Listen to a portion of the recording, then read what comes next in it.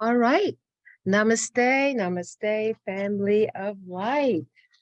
We have our beautiful, beautiful light workers here physically at the Cosmic Center Spiritual Light, which is located in Sarasota, Florida. All you have to do is look us up at www.ccosl.com. You'll get all the information about the center, also too, where you can sign up for your newsletter. And the anchoring light transmission meditation is every Monday without fail for 16 years. Yeah, it's hard to believe. Every Monday without fail. How does that come about? Well, clearly we're connected to something much higher in frequency, is the divine directive. And so here we are. How long is it going to take place? We don't know. I guess it's going to be for the ascension. Who knows? But anyhow, it's been quite the ride and continues to be the ride. Um, one of the things that we had traditionally done is always have a chat, because somehow that chat incorporates into the experience. And how the anchoring light transmission works is all of us collectively contribute to whatever that dynamic is for that Monday. There's no Monday that's exactly the same ever, because it depends on who shows up, who's there, and what the alignments are taking place, and not just for ourselves, for other levels of consciousness, for it to bring forth what it is to do. So we are, as the ascended masters, which I'm going to talk about, always say, thank you for showing up. Why? Because we are in a world of duality, which means a world of choice. We can choose. And so we have the freedom to do that. So part of this is, what do we choose to align ourselves with? And for those of us that are awake or awakening, we realize that it is really smart, just fundamental smart. Like, hey, I think I should do good stuff. I think those 10 commandments have some wisdom to it. Probably it's good not killing each other or not stealing, and having some level of peace and balance into the world. And of course, it goes way, way, way beyond that, to where we come to the point and say, okay, there's more than what's going on in this 3D physical world. And that is whether we come in and we contemplate, like, where did we come from before we were born? Or you contemplate, where do we go after the physical body dies? Or we contemplate, wow, I get these like sparks of inspiration. Or we get the idea that I think somebody is watching me, or I feel I have this sense of knowing. So we begin to realize that we're way, way more than this physical material body. That in fact, we are very complex beings, and have a much higher, larger range of what we're a part of, although our consciousness is like in a little box when we come in. And what we have to do, for reasons we're not going to go into right now, is kind of figure out how to get out of this box, because you realize, wait a minute, it's a larger box. And then you go into the larger box and you go on and go on. It's like your spiritual journey. Say, whoa, mind blown. There's so much more. There is so much more. And part of what we're to do in our waking up process is to make known the unknown, to be fully conscious beings as opposed to being unconscious beings. So we are on our step in our evolution towards that happening. There's some, like everything else, you have the ones that are the pioneers, you have the ones that are ahead of the curve, they're making a way for the others to follow, so there's all these higher layers of partnerships and agreements. You have those souls that say, okay, we'll come in as the pioneers. Okay, we'll make way. We'll come in with the machetes and make the way. Then you said, okay, there's another group that says, we'll come in after that now, but we were going to come in with a bit more consciousness and awareness, so it doesn't take us as long for us to wake up. And then you have another group that says, wow, we're already awake when we're born. How about that? And so on and so forth. So we have, it's this really, if you can think of a chessboard that's on 3 levels of what they had in Star Wars. So your moves is not just this move. There's so many other things to it, because we are really multi-dimensional beings, and we are in the new buzzword now, in the multi-universe. So many layers and so many things. So if somebody says they're bored, I'm like, are you kidding me? There's so much to explore. There is so much to explore. And written in Egypt, I think it was in Egypt or in Greece, know thyself. That alone okay, is volumes and volumes and volumes of information just seeking, who am I? Okay, so that'll take you on the journey of that will be quite exciting and expansive. And a lot of people sometimes say, well, I don't know, I'm kind of fearful of that.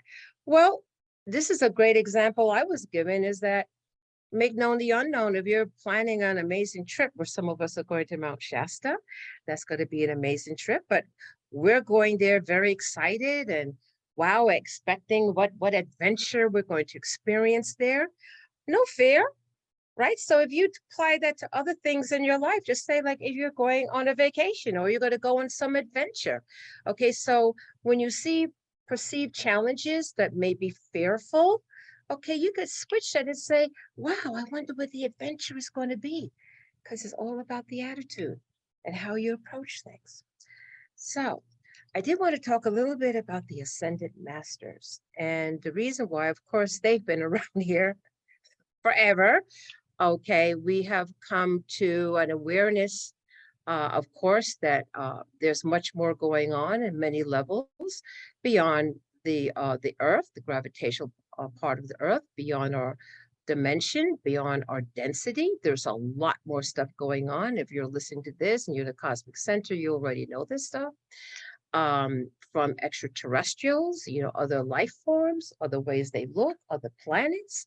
Okay, now this is what you have to remember. In the beginning, the consciousness was the Earth, the sun revolved around us.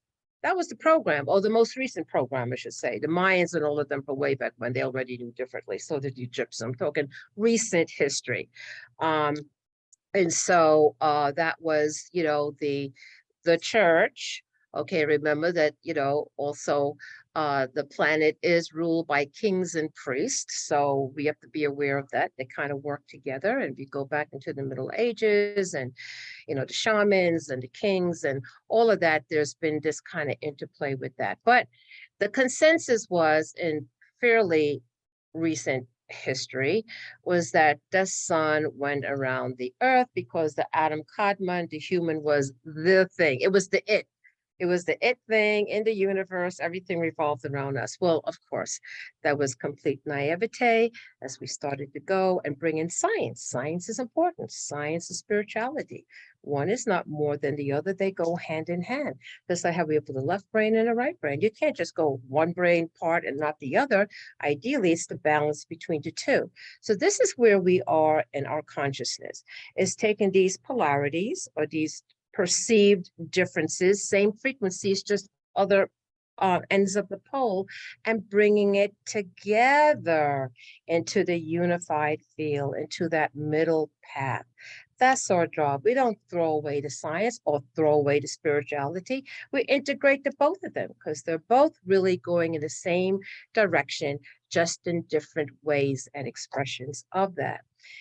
And so the Ascended Masters, okay, they have gone through all of this. What's the difference between them and the angelic realm? The angelic realm is a parallel, okay, consciousness or creation, not the same as the Adam Kadmon or the humanoids. Okay, they have a separate, but they're in a parallel evolutionary path, and they are interplayed or interconnected with the Adam Kadmon, with the human. And the angelics are from the devas, from the fairies and all of that, all the way up to archangels. And they are also known as the messengers of God.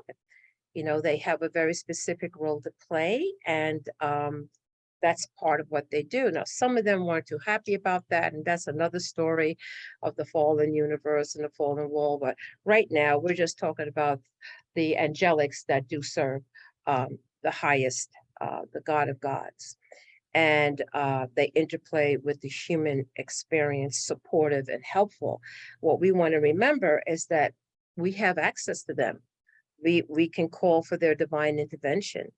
Okay, and there might be parts of us that are aware of it, and we do, and then we say, oh my gosh, something just happened, it was a miracle. Well, you have this relationship, okay, with the angelics.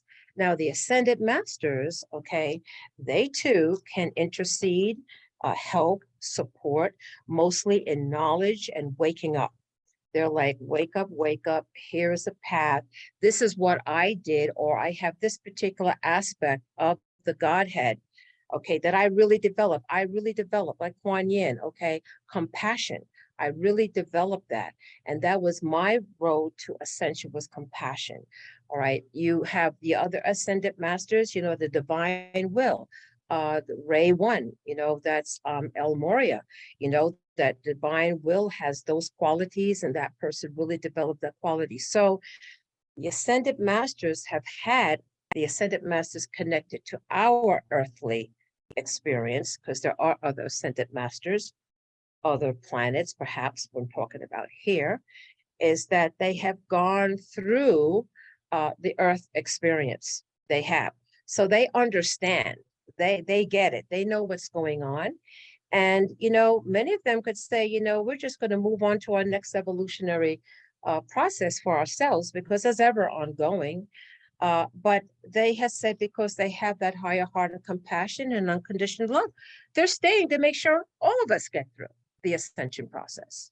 That's how profound their love is and supportive. So if somebody says, wow, I don't have any support, wrong.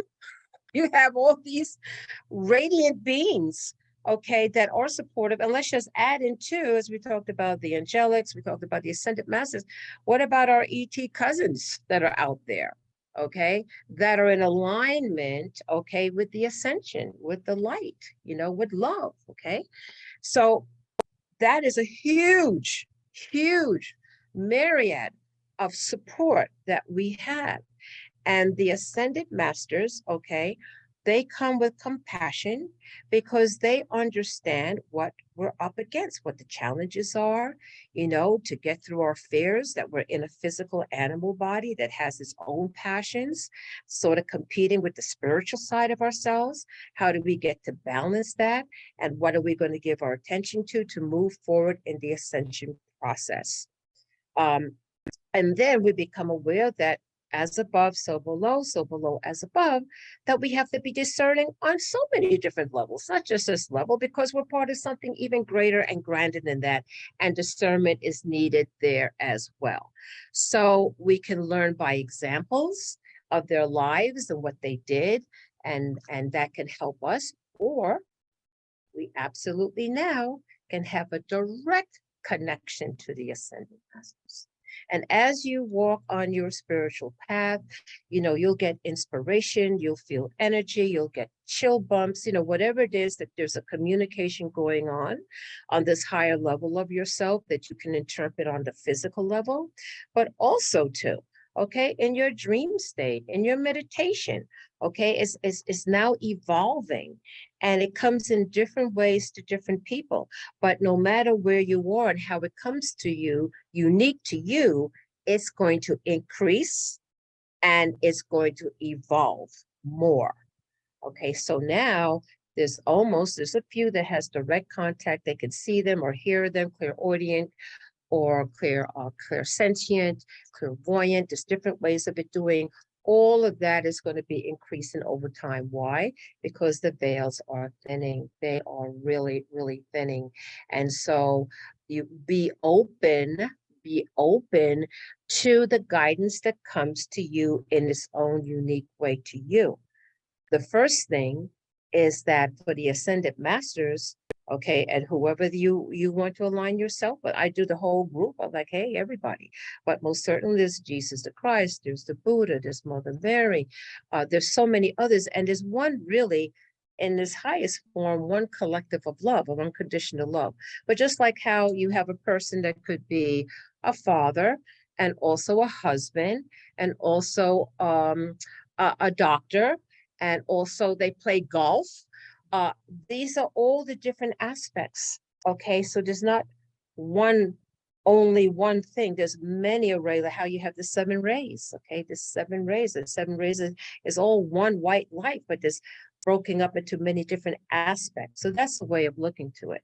So you may have an ascended master that has a particular aspect that you feel more resonant to, that's fine, or do the whole group.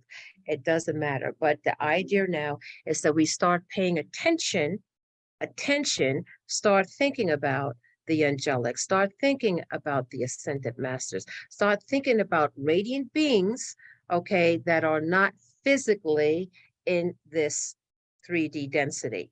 And as you start to think about it, as you put your focus on it, you are helping to make that connection.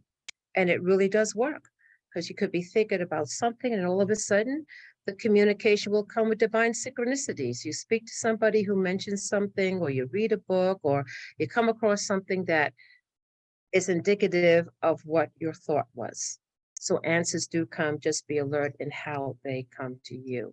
So with that, let's say thank you, Ascended Masters. And guess what they say to us? Thank you. Thank you, boots on the ground, because we need you. You know, you put on the Earth spacesuit to be on the planet as it's going how many billion miles per second. I don't know how fast we're going on there, but I could tell you it's a definite ride. So anyway, with that, I'm going to say namaste to our family of light. Always remember that you can just go on our Facebook page or go to our our website, and you can always sign up for the Anchoring Light transmission or any of the things that we do have. And we also have a YouTube channel. Lots and lots of information for you. Namaste. See you next time. Blessings on this Memorial Day to everyone.